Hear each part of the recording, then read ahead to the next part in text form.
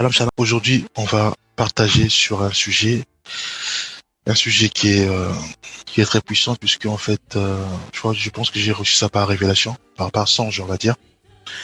Donc, je vais prier rapidement. Père Céleste, nous croyons que c'est toi qui parles à ton peuple, nous croyons que c'est toi qui parles à chacun de nous. Père, fais-nous grâce, vraiment, fais-nous grâce de pratiquer ta parole. Père, fais-nous grâce d'aimer ta parole. Fais-nous grâce de tout abandonner du malin, mais de suivre toi. Mais aide-nous à y parvenir. Au nom de Jésus-Christ, nous avons ainsi prié. Amen. Alors, donc, je vais partager rapidement un songe que j'ai reçu. Donc, je pense que le Seigneur veut parler à chacun de nous. Donc, voilà. Donc, c'était le 20, je crois que c'était la nuit du samedi à dimanche. Donc, je dormais. Donc, j'ai entendu une voix qui me disait, tu crois qui tu es et tu le nies. Donc, ça va être notre thème. Le thème, ça va être tu sais qui tu es et tu le nies. Bon, ça c'est réformulé. Hein. Et je comprenais pas le songe et la voix va continuer. Je comprenais pas la phrase, parce qu'on dit tu crois qui tu es et tu le nies. Et après, je comprenais pas et après, je comprenais pas la phrase. Après, la voix va répéter. Enfin, donc là, elle va répéter la même phrase en disant avec plus d'éclaircissement en disant tu crois qui tu es et tu le nies. Et après, il y aura pas mal de détails. Donc, il va dire, tu crois que tu vis dans le péché. Donc, ça dit que moi, comme toi, nous savons que nous vivons dans le péché. Et après, il dit, et tu le nies. Donc, ça dit que on croit que nous sommes dans le péché. Mais on le nie. La voix continue. Il dit encore, tu crois que tu vis dans l'iniquité et tu le nies. Donc, mon bien-aimé, c'est là qu'on va parler. On va creuser. Donc, Dieu, en fait, nous parle. Dieu nous dit ceci, simplement, que nous croyons, c'est-à-dire qu'il y a des fois, on sait que papa, on vit dans le mensonge. On le sait. Il y a des fois, quand on parle avec nos parents, quand on parle avec nos amis, on sait que les phrases qu'on sort, c'est du mensonge. On le sait. Mais on le nie. Pourquoi? Parce qu'on continue à dire des mensonges. Et Dieu, comme il sent de tout, après son Esprit Saint, il connaît notre cœur. Il connaît tout en nous. Rien n'est caché devant le Seigneur, dira Job. Il connaît tout de nous.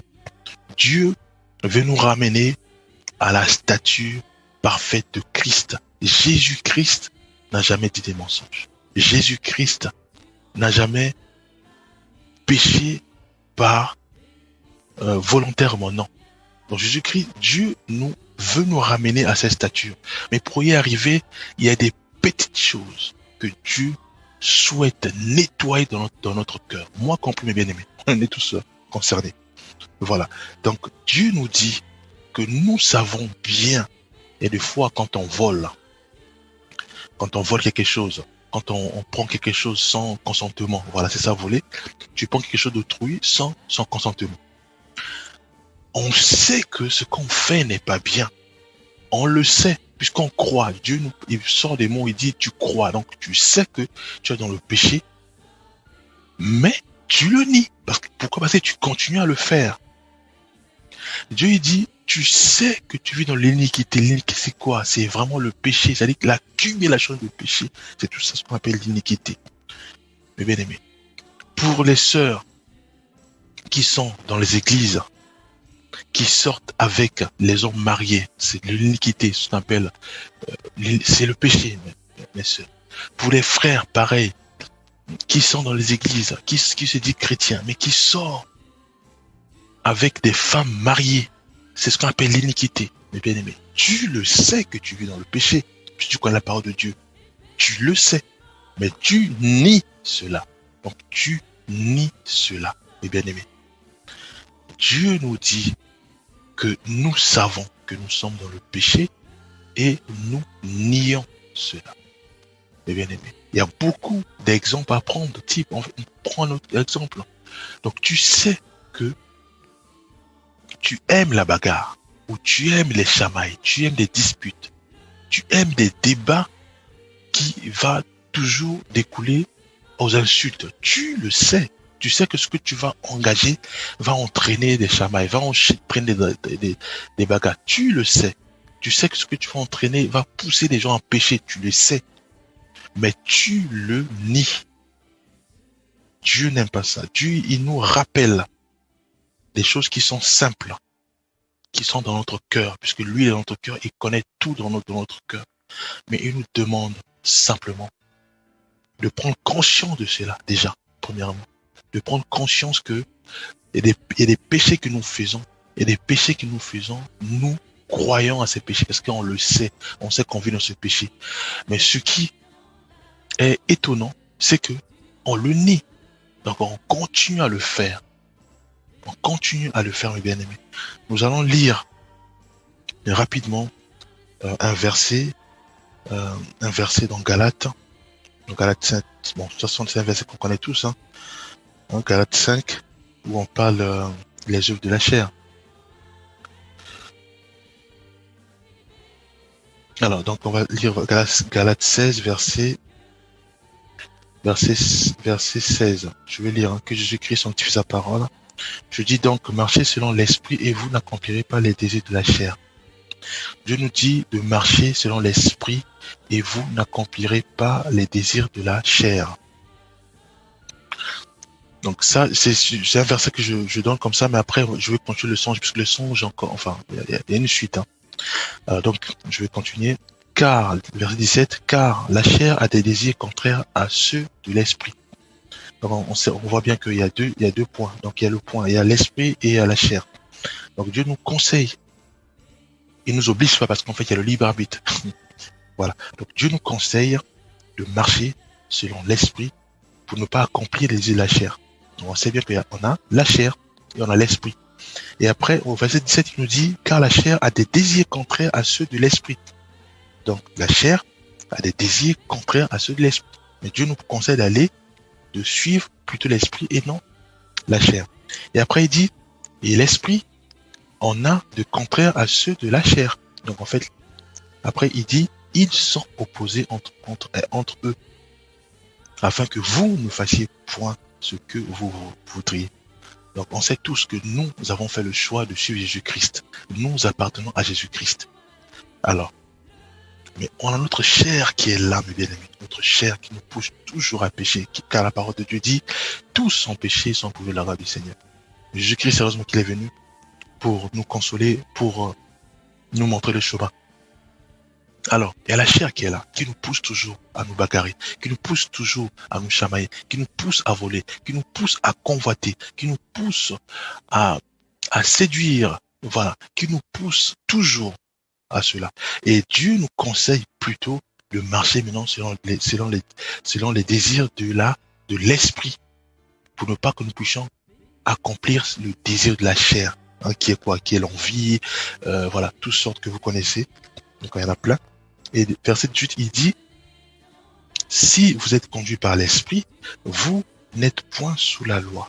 Or, les œuvres de la chair sont manifestées. Ce sont l'impudicité, l'impureté, la dissolution, l'idolâtrie, la magie, les iniquités, les querelles, les jalousies, les divisions, les sectes, les divisions, mes bien-aimés. Donc, il y a des frères et sœurs, ils sont les maîtres en division. Donc, ils aiment tout créer les divisions. Non, mes bien-aimés, Dieu, ça fait partie des fruits. Tout ce qui est division fait partie des fruits de la chair.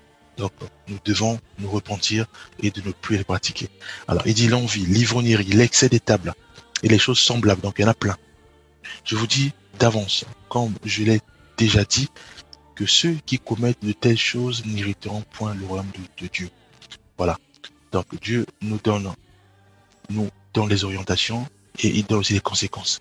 Comme il aime toujours laisser ce qu'on appelle le libre arbitre, mais il nous donne déjà des points. Il dit, voilà, faites ceci, si vous faites ceci, un peu comme le jardin d'Éden, hein, il dit, vous mangerez tout ce qui est, vous mangerez des arbres, tout ce qui est, enfin, vous mangerez tous les fruits des arbres, mais par contre, vous ne mangerez pas le fruit de l'arbre de de la connaissance du bien et du mal. Voilà. Donc Dieu, il donne toujours, bien qu'il y ait le mal, mais il donne toujours les consignes.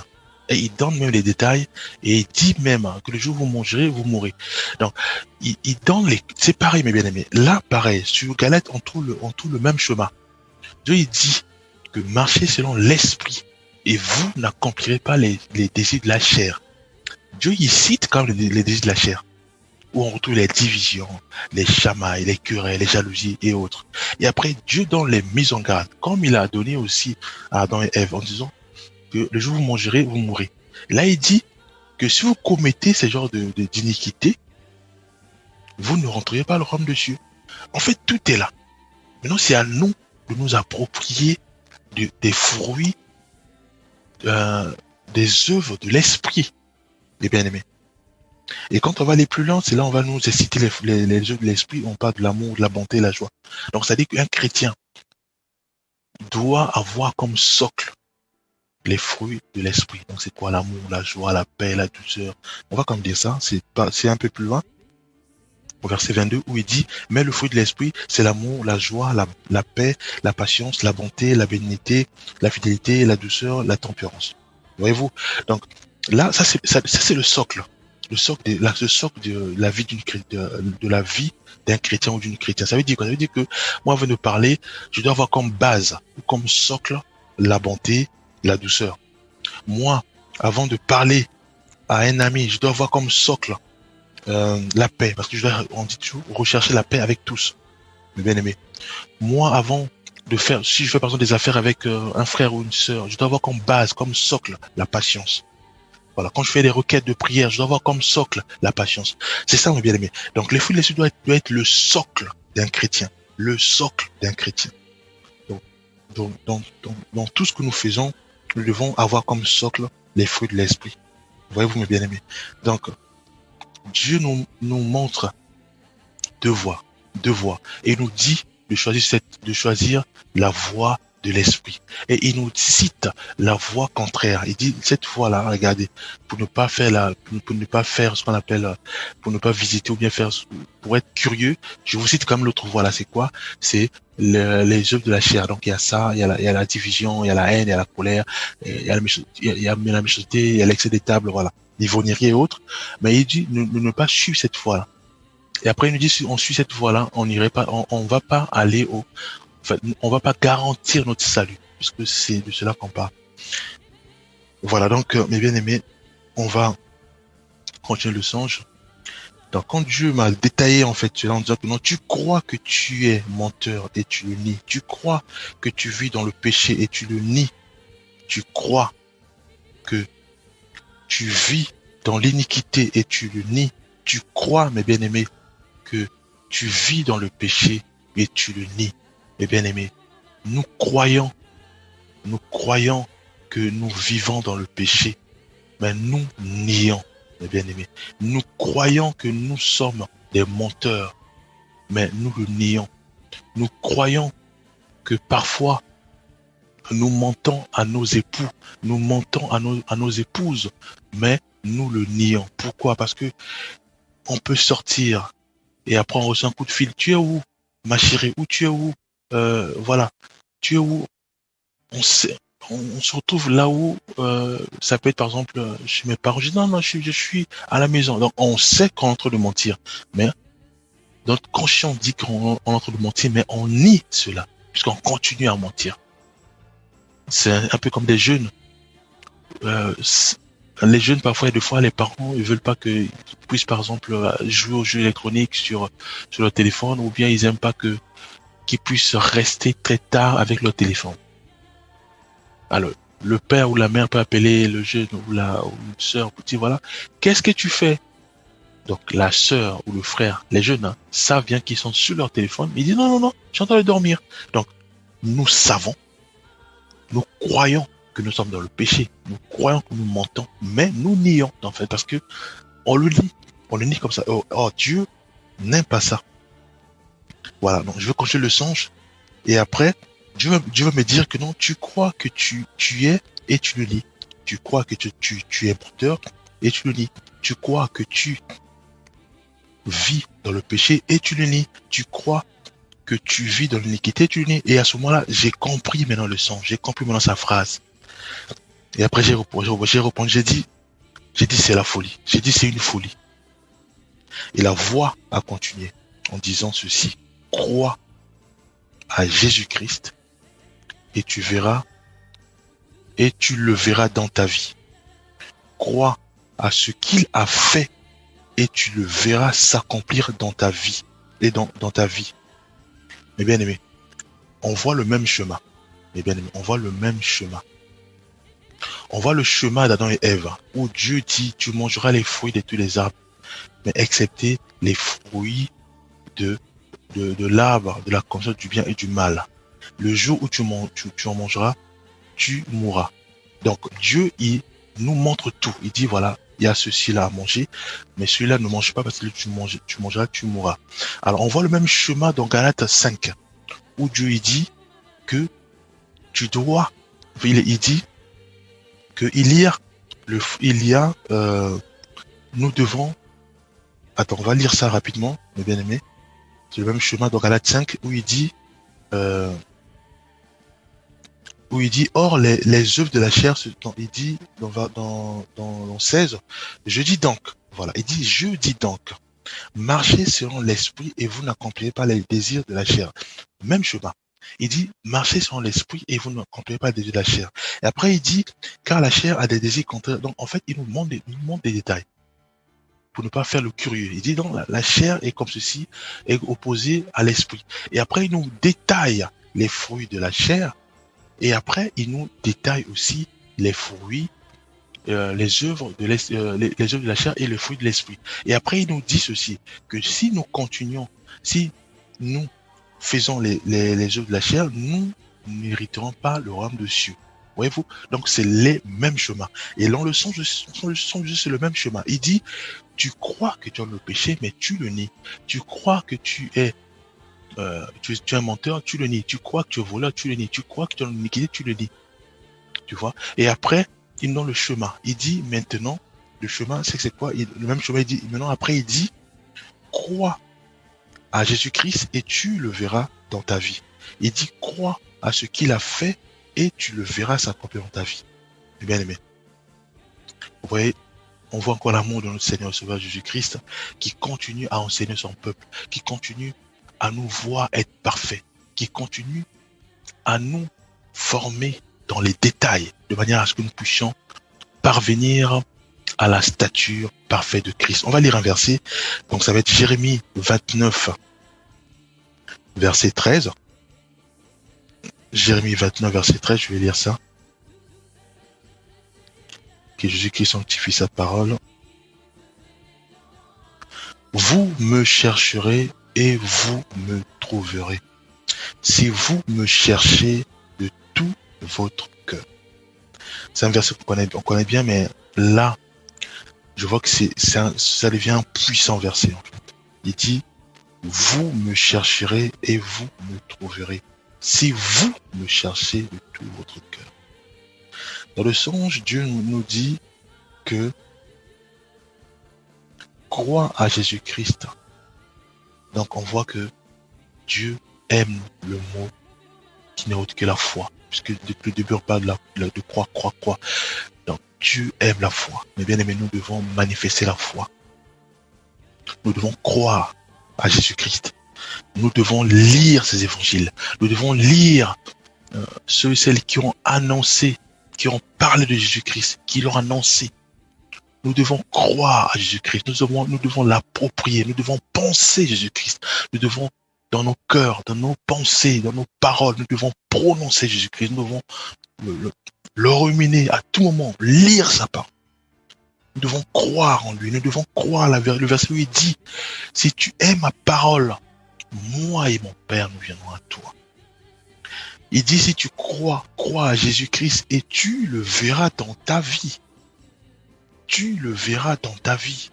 Bien aimé, Dieu n'est pas un menteur. Dieu, quand il dit quelque chose, il accomplit. Si tu crois en Jésus-Christ, si tu lis sa parole, tu le verras dans ta vie. Et il continue de dire, crois à ce qu'il a fait. Mais bien aimé, si on est malade, crois que Jésus-Christ il va te guérir. Pourquoi? Parce que il l'a fait déjà. Il a guéri la femme à la perte de sang. Il a guéri l'enfant qui était épilepsie, qui était avec son père. Il a guéri les aveugles, Bartimée. Il a guéri l'aveugle né. Il a guéri beaucoup. Il a guéri. Il a ressuscité Lazare. Il a guéri hein, beaucoup des frères et sœurs, le paralytique, pour ceux et celles qui sont malades. Bien aimé. Crois à ce qu'il a fait. Qu'est-ce qu'il a fait, Jésus-Christ? Jésus-Christ a enseigné la joie, la bonté. Si on est colérique, si on n'arrive pas vraiment à gérer nos tensions, parce qu'on est toujours colérique, Jésus-Christ a guéri les démoniaques, mes bien-aimés. Jésus-Christ a guéri ceux qui étaient violents, parlant du fou de Gadara, qui était violent, qui brisait les chaînes. Jésus-Christ l'a guéri, mes bien-aimés. Crois à ce qu'il a fait et dit, et tu le verras s'accomplir dans ta vie. Mes bien-aimés, nous devons croire à ce qu'a fait Jésus-Christ, s'approprier de ce qu'il a fait, car nous savons, nous le verrons s'accomplir dans notre vie. Si on est célibataire, Jésus-Christ peut nous orienter afin que nous puissions trouver notre femme ou notre mari selon sa volonté. Et si, par exemple, on est dépressif, Jésus-Christ a guéri ceux et celles qui étaient dépressifs. Si on est voleur, Jésus-Christ a guéri. Si on est avare, on aime beaucoup de l'argent, on aime beaucoup amasser. Jésus-Christ a enseigné le riche. Il a enseigné à beaucoup des gens. Il a enseigné l'histoire de la femme qui avait donné 2 pièces. Il a beaucoup enseigné, mes bien-aimés. Nous le verrons s'accomplir dans notre vie. Dieu va nous guérir de cet esprit d'avarice. Mes bien-aimés, nous devons croire à ce qu'a fait Jésus-Christ, l'approprier dans notre vie. Quand on croit, ça veut dire qu'on le croit fermement. Et nous le verrons s'accomplir dans notre vie. Voyez-vous, mes bien-aimés, et tellement que la voix était tellement douce qu'elle m'a réveillé dans mon sommeil. Et à ce moment-là, j'ai couru rapidement, parce que j'oublie souvent les choses, donc je cours rapidement, j'ai pris mon téléphone, je commençais à écrire le songe. Voilà, donc ce songe, mes bien-aimés, parle à tout le monde, moi compris.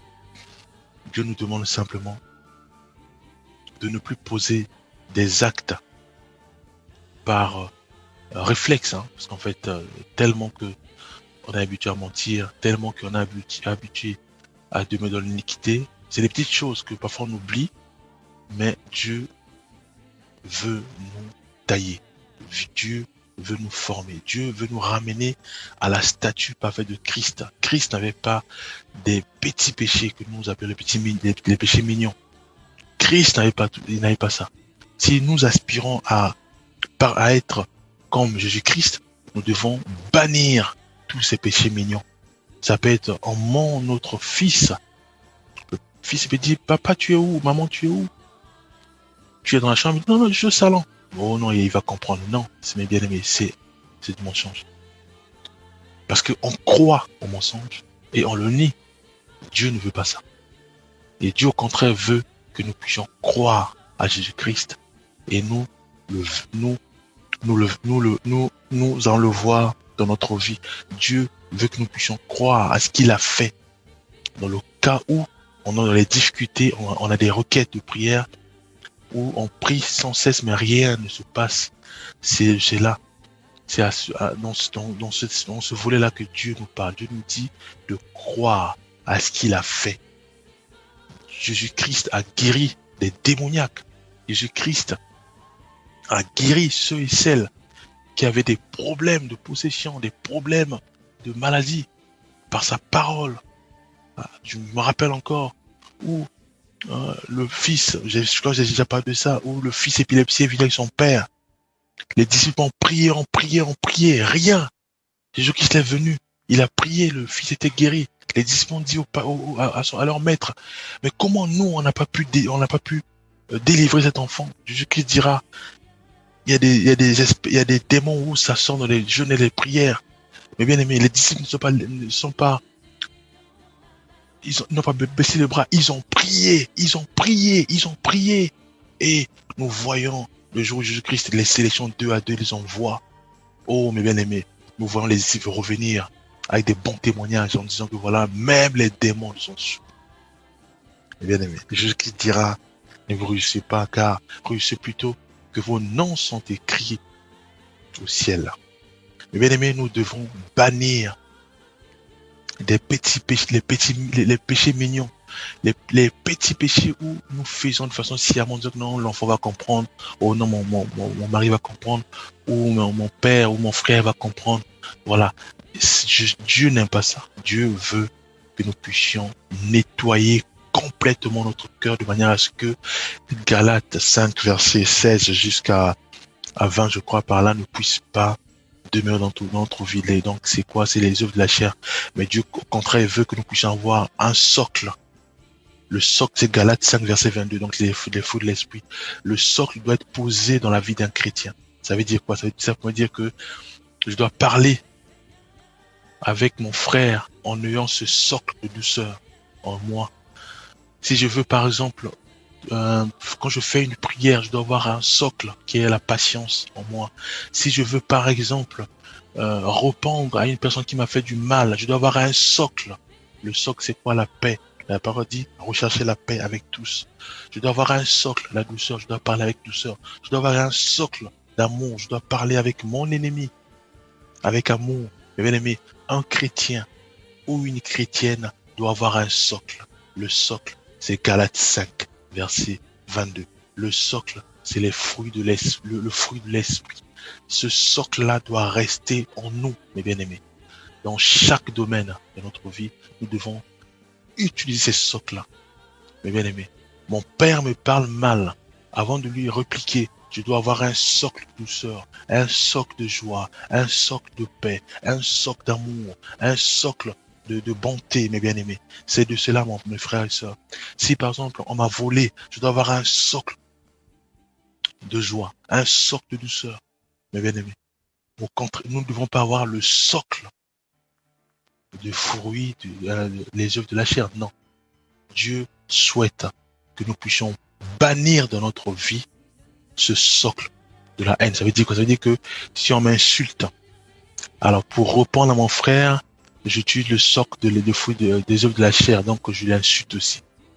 Alors si par exemple on me vole, j'utilise le socle aussi de la chair, donc je vole aussi, ou j'insulte. Non, nous devons enlever ce socle-là en nous, mais mettre un autre socle qui n'est autre que les fruits de l'esprit. Puisque Dieu nous dira que si nous utilisons le socle des œuvres de la chair, nous n'hériterons pas le royaume des cieux. Dieu dira à Adam et Ève, si vous mangez de l'arbre, les fruits de l'arbre de connaissance du bien et du mal, vous mourrez. Bien aimé. Et là, dans le songe, pareil, là, Dieu nous dit que nous devons croire à Jésus-Christ et nous le verrons s'accomplir dans notre vie. Puisque nous aspirons à demeurer, nous aspirons à parvenir à la stature parfaite de Christ. Et pour cela, nous devons croire à Jésus-Christ et nous le verrons dans notre vie. Nous devons croire à ce qu'il a fait. Et à ce moment-là, toutes nos prières vont se réaliser. Nous devons croire à ce qu'il a fait. À ce moment-là, nous serons délivrés de la possession.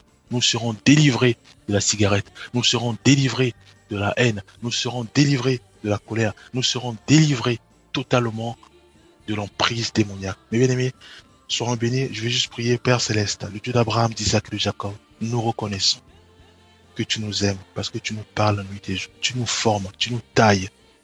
Père, merci. Mais tu connais notre faiblesse, Père Céleste. Tu connais comment Paul dira que j'ai envie de faire le bien, mais il y a une loi en moi qui me pousse à faire le mal. Le bien que je veux faire, mais c'est le mal, en fait, qui est toujours là. Mais Père, aide-nous. Aide-nous à bannir ce socle du mal en nous, ce socle, le fruit, les œuvres de la chair en nous. Nous voulons maintenant, Père Céleste, avoir juste un seul socle, une seule base en nous.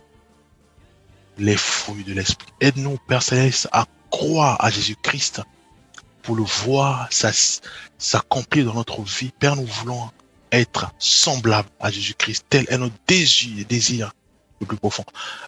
Ressembler à Jésus-Christ. C'est pour cela, aide-nous à croire davantage à Jésus-Christ. Aide-nous aussi, Père Céleste, à croire à ce qu'il a fait, afin que nous puissions voir nos délivrances s'accomplir totalement. Croire à ce qu'a fait Jésus-Christ, afin que nous puissions être totalement délivrés de l'oppression, délivrés de l'alcool, délivrés de la cigarette, délivrés de la drogue, délivrés de toutes sortes de blocages. Père, merci. Merci pour cela. Merci pour le songe. Merci pour cette parole. Au nom puissant de Jésus-Christ, nous avons ainsi prié. Amen.